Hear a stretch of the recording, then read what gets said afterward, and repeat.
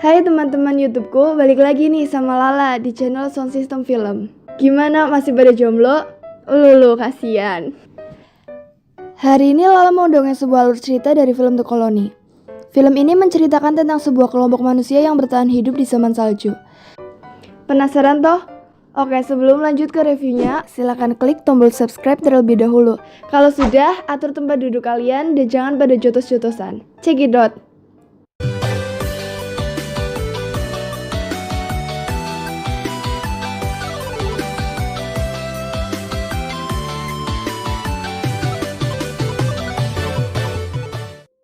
Di awal film kita diperlihatkan jika seluruh bumi ini telah ditutupi oleh es. Dan saat itu ada seorang pria, sebut saja Sam, sedang berada di luar. Kemudian ia melihat rekannya, sebut saja Mason, sedang menodongkan senjata kepada pria tua. Pria tua itu ternyata sakit dan keadaannya semakin memburuk. Saat Mason akan menembaknya, pria tua itu memohon supaya dirinya jangan ditembak. Namun Mason ini tetap bersikukuh akan menembak pria itu. Sam yang melihatnya pun menahan Mason supaya jangan menembaknya. Namun Mason tetap pada pendiriannya. Akhirnya si pria itu pun ditembak oleh Mason. Sam pun tak bisa berbuat apa-apa. Singkatnya, setelah melihat kejadian itu, Sam pun mendatangi pemimpin di kelompok itu, sebut saja Briggs. Dia melapor atas kelakuan Mason yang telah main hakim sendiri. Sebenarnya sudah ada aturan di kelompok ini. Bagi siapapun yang terkena penyakit akan dimasukkan ke dalam ruang karantina. Dan apabila keadaan semakin memburuk, dia akan diberi pilihan, yaitu mati ditembak atau pergi keluar meninggalkan koloni. Namun Mason tak pernah mengikuti aturan tersebut. Dia ini selalu main hakim sendiri dan tak pernah memberi pilihan kepada orang-orang yang sakit. Sementara itu ada satu masalah yang terjadi. Kelompok lain yang berada di suatu tempat dan menjalin hubungan dengan mereka tiba-tiba tak bisa dihubungi. Briggs sebagai pemimpin mengusulkan untuk mengumpulkan semua orang dan membahas apa yang harus mereka lakukan. Singkatnya, semua orang pun berkumpul di aula. Briggs memimpin pertemuan itu dan memberitahu kalau kelompok lain tak bisa dihubungi. Mereka ini sangat solid, karena kelompok satu dengan yang lainnya sudah sepakat untuk saling membantu ketika ada masalah yang terjadi. Sehingga Briggs memutuskan untuk mengunjungi koloni itu dan mengecek apa yang terjadi di sana. Briggs pun meminta bantuan 2 orang untuk ikut bersama dia untuk pergi ke sana. Ada 2 orang yang bersedia membantu Briggs, yaitu Sam dan satu anak muda bernama Gradient. Keputusan pun sudah diambil. Mereka bertiga akan pergi mengunjungi kelompok lain di tempat yang lumayan jauh. Ketika pertemuan itu akan selesai, tiba-tiba ada seorang wanita yang batuk-batuk. Semua orang pun menjadi panik dan menghindar. Mereka semua langsung menggunakan masker dan mengamankan wanita itu bersama suaminya. Mereka berdua pun langsung dibawa ke ruang karantina agar sakitnya tidak menular ke orang lain. Sementara Mason berbicara jika karantina hanya membuang-buang waktu saja. Mendengar hal itu, Briggs pun tak setuju dengan pemikiran Mason. Ia pun menyuruh Mason supaya tak melakukan apa-apa kepada 2 orang tersebut sampai Briggs kembali. Esoknya, Briggs, Sam, dan Gradient pun bersiap untuk pergi. Perjalanan yang akan mereka tempuh lumayan jauh dan salju di tempat itu tak kunjung berhenti juga. Ternyata cuaca seperti ini sudah berlangsung cukup lama. Seluruh bumi berwarna putih tertutup oleh es dan salju. Di tengah perjalanan, mereka ini menemukan sebuah bangunan yang berbentuk seperti mesin raksasa. Ternyata mesin itu adalah mesin pengendali cuaca. Namun mesin itu sudah rusak dan tak bisa digunakan kembali. Mereka pun kembali berjalan dan melalui sebuah jembatan. Jembatan itu sendiri ternyata sudah rapuh dan mereka harus sangat berhati-hati saat berjalan. Singkatnya, ketika hari mulai gelap, mereka pun memutuskan untuk beristirahat di sebuah helikopter yang sudah rusak dan memutuskan untuk melanjutkan perjalanan besok pagi. Lalu esoknya mereka kembali melanjutkan perjalanan hingga sampai ke tujuan. Saat sudah sampai di sana, mereka melihat darah di atas salju. Merasa di situ ada sesuatu yang tidak beres, mereka pun menelusuri lubang cerobong besar menuju lokasi. Sesampainya di dalam, ternyata sudah tidak ada siapa-siapa di sana. Briggs merasa aneh, karena di kelompok itu harusnya ada sekitar 50 orang. Tempat itu kini dipenuhi darah yang menggenang di lantai, dan juga ada cipratan darah juga di tembok. Semakin dalam mereka masuk, semakin banyak cipratan darah yang ada. Lalu di sebuah ruangan terdengar sebuah suara. Mereka pun yang penasaran mencoba membuka ruangan tersebut. Di sana terlihat ada seseorang yang tertutup kain. Ketika mereka membukanya, ternyata orang tersebut masih hidup. Dengan panik, orang itu berteriak minta tolong. Sam mencoba menenangkan orang itu dan dia berkata kalau kedatangan mereka adalah untuk membantu orang itu. Setelah mulai tenang, orang itu kemudian bercerita apa yang telah terjadi. Dia berkata bahwa pada suatu hari mereka mendapatkan sebuah lokasi yang tidak tertutup es.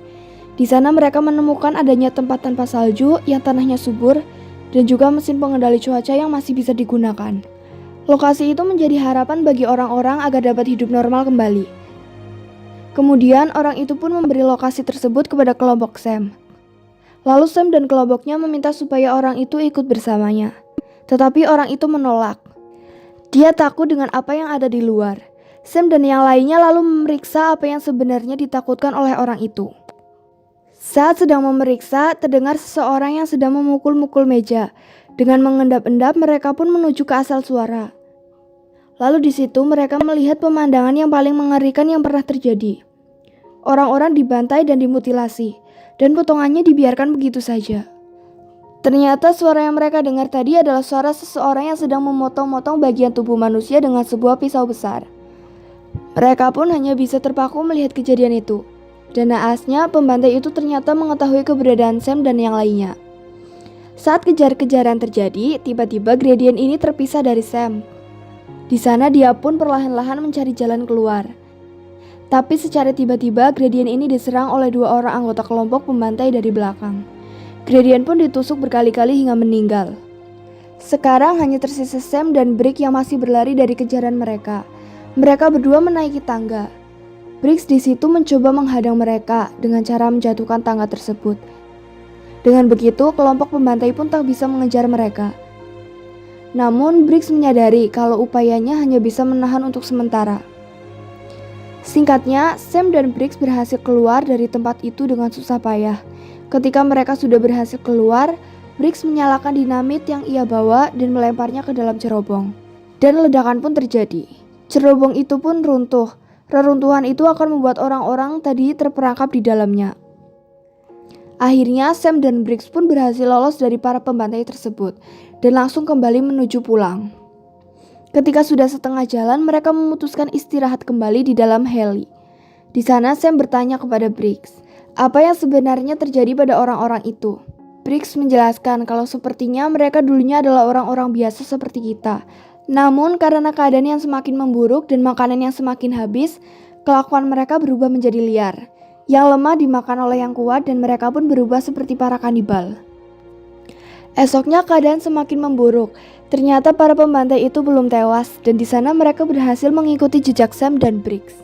Karena melihat hal itu, Sam dan Briggs pun berlari menuju jembatan. Sesampainya di sana, jembatan itu semakin rapuh.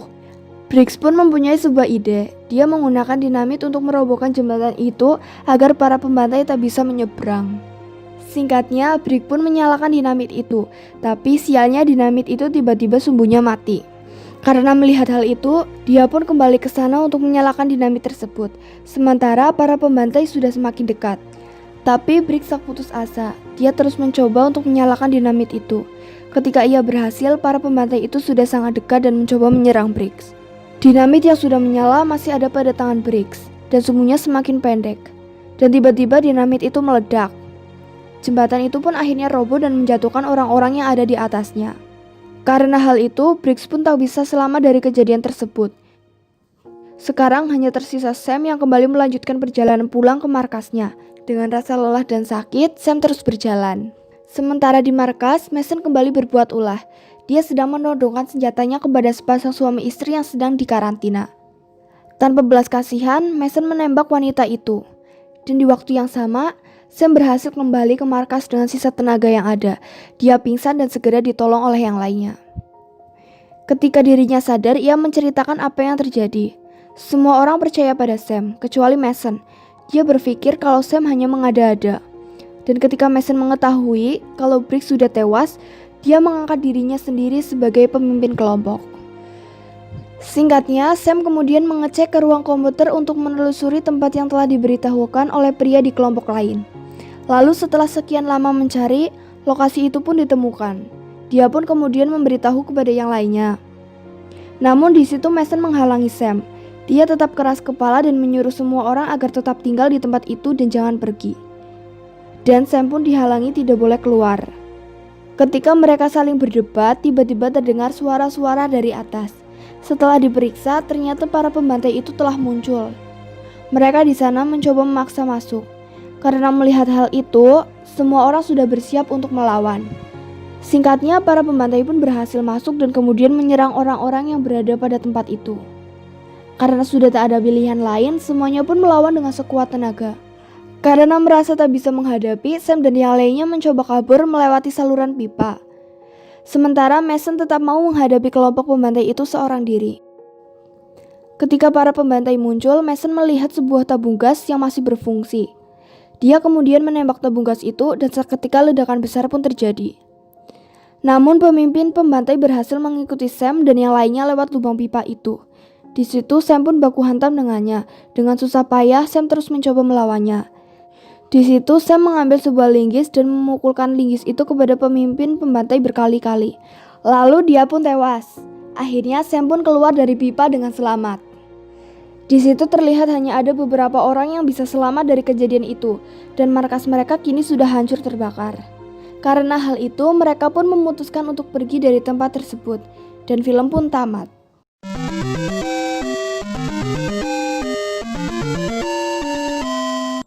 Sebenarnya ending film ini sangat menggantung ya guys, karena tidak dijelaskan apakah Sam dan kelompoknya berhasil menuju ke lokasi yang subur, ataukah malah meninggal di perjalanan. Coba kalian komen di bawah biar Lala tahu juga. Ya sudah, mungkin sekian dulu dongeng dari Lala tentang alur film The Colony.